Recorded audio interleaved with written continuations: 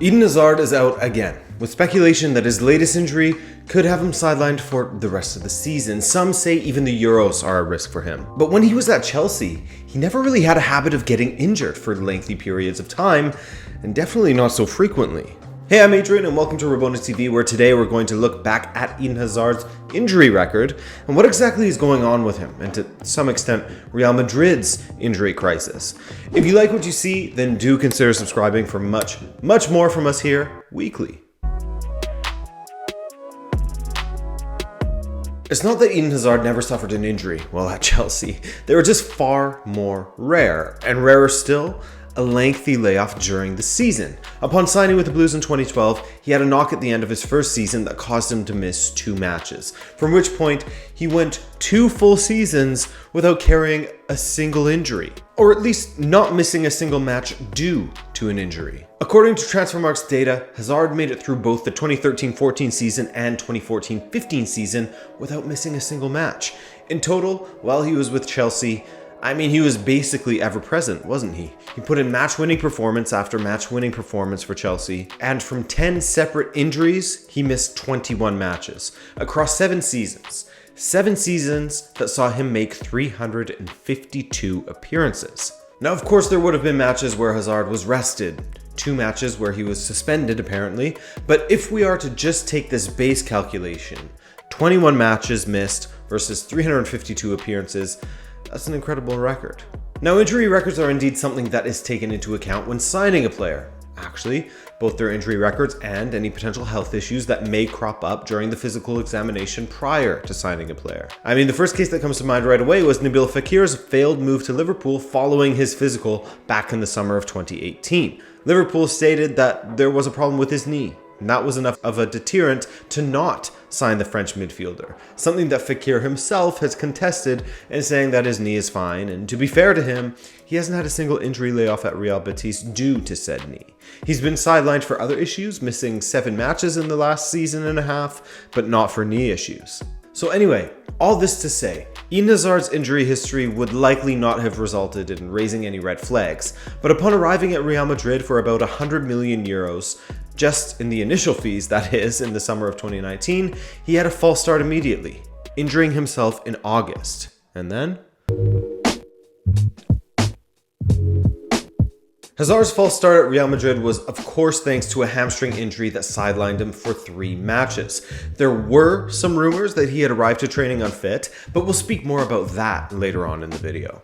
After returning to the side 1 month later, in September of 2019, he had a decent run where he stayed healthy until the end of November. Then it all fell apart for Hazard once again. After a hamstring injury in the first month with the club, he picked up a bruise on his ankle that caused him to miss 1 match, and then the big one, a hairline fracture in his foot that left Hazard on the sidelines for 17 matches, nearly matching the 21 he missed at Chelsea with that single injury.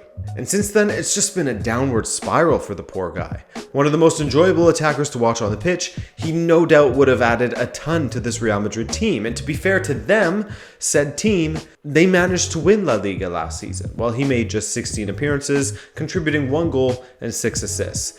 He also made 6 appearances in the Champions League, taking his season total up to 22 out of a possible 51 matches that Real Madrid took part in during the 2019-20 season. And it hasn't been any better this season. He kicked things off with an injury that kept him sidelined for Real Madrid's first 6 matches, returning to play against Huesca and scoring, actually, and then getting sidelined with coronavirus. Playing a few matches from November, then missing more matches with a muscle injury in December. Returning in January, getting ruled out for the entirety of February, returning in mid-March, and getting injured again after playing for 15 minutes. It's truly mystifying stuff. He's already missed 24 matches this season, and there are some reports saying that he may not be able to return this season or for the Euros. In total at Real Madrid, he has missed 57 matches and counting, while appearing in just 36 thus far. An outrageous stat. So what's going on?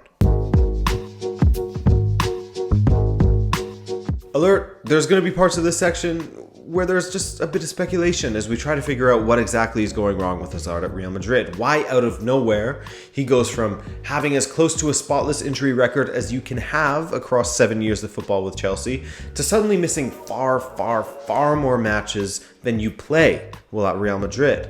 Now, of course, it could just be ridiculous luck, though there are those more pessimistic people who think that he has a role to play in this. I think that he cares and genuinely wants to compete, and this dream of his of going to Real Madrid to play under Zidane has been a nightmare. Rumors floating around, some images floating around that said that he had arrived to training overweight for the 2019-20 season when he transferred to Madrid, which immediately labeled Hazard as one of those players that throws caution to the wind in the offseason and pays no mind to keeping in shape during his vacations. He admitted to what Chelsea supporters had already suspected, really. He came back from the summer holidays of the 2015-16 season completely out of shape. In those 12 years of professional career, I have had one bad year, the last 6 months under Mourinho, and it was partly my own fault. After the 2014-15 title, we had asked Mourinho for extra holidays. I was totally out of shape at the start of the season. I remembered that lesson this summer.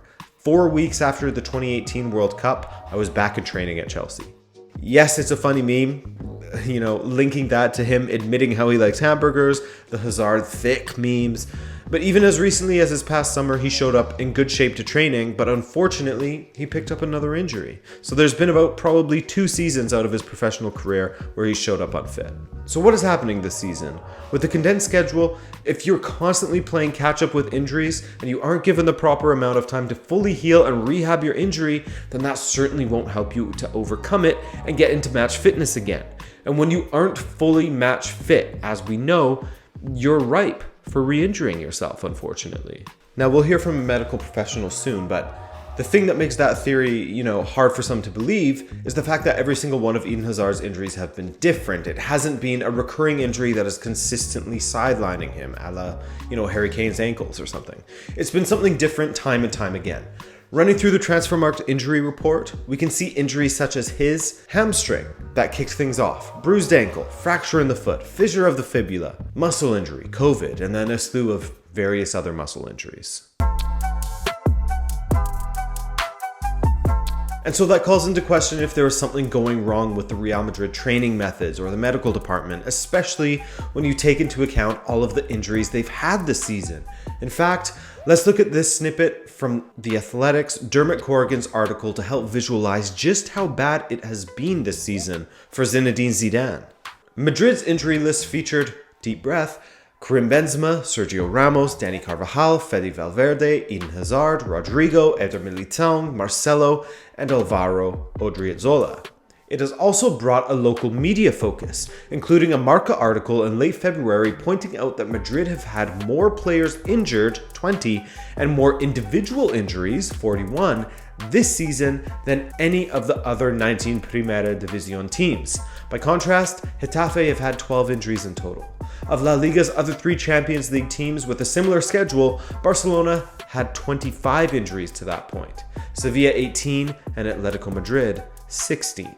So perhaps, like Eden Hazard in particular, Real Madrid is just having some bad luck in general. And perhaps age is also a contributing factor to these injuries. And of course, there is the infamous video that was circulating the internet 1 year ago that showed Real Madrid players in the gym and called into question the methods they were using to work out.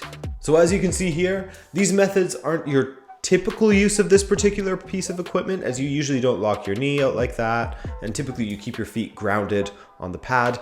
It goes against what I had always been told to do on this equipment, anecdotally.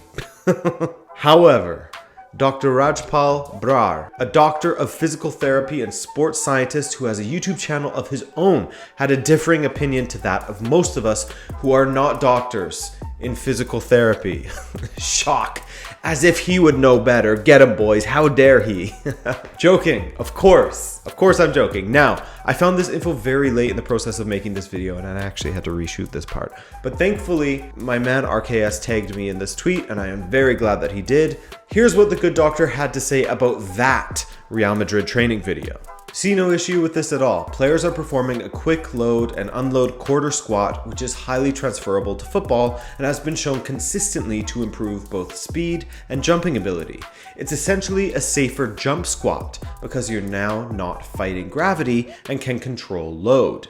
And we gotta take it from the experts, guys. I guess if the weight they are using is controlled, they can in theory use less than their own body weight, which does indeed make it safer than a jump squat. Also, in cruising through Dr. Brar's channel, which I have linked below, please do check it out, he remarks about something that I mentioned earlier in this video. The fact that Eden Hazard has found himself in an injury vortex, if you will, and this is why Hazard is constantly re-injuring himself. When you get injured, if you don't have the proper time to rehab, your chances of getting another injury are high.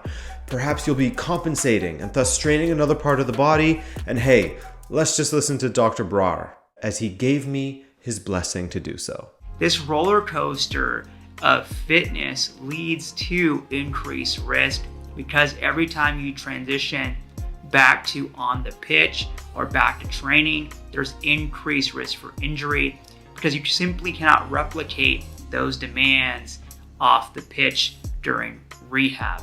The third factor comes on the tail end now of his injuries, as his last 3 overt injuries have been muscular injuries. This is what I call a muscle injury re-injury cycle, because what happens is once you pick up a muscle injury and there's scar tissue development, that leads to inherent short-term increased risk because that muscle cannot tolerate the demands and stresses that are now placed upon it. And then again, it impacts your fitness, as I touched on before. And then lastly, it can lead to compensations all along your body, which leads to also added injury risk and potential injury to other parts of your body. It's unfortunate how things have gone, and hopefully in 2021, Hazard will be given the time he needs to recover, and this vicious cycle of injuries will come to an end soon. But so long as he's playing in this condensed schedule, it doesn't seem like anything's going to change. I hope you enjoyed this video, and if you did, you'll also love Dr. Brar's video in which he takes an in-depth scientific look at the various injuries Hazard has suffered, as well as other footballers. There's plenty to take in there. I've of course linked to that below for your viewing pleasure, so do check that out. And if you enjoyed this video, do drop a like to appease the algorithm and help this video get recommended to other football fans such as yourself. My name's Adrian, I thank you for watching this video, and I hope to catch you in the next one. Ciao!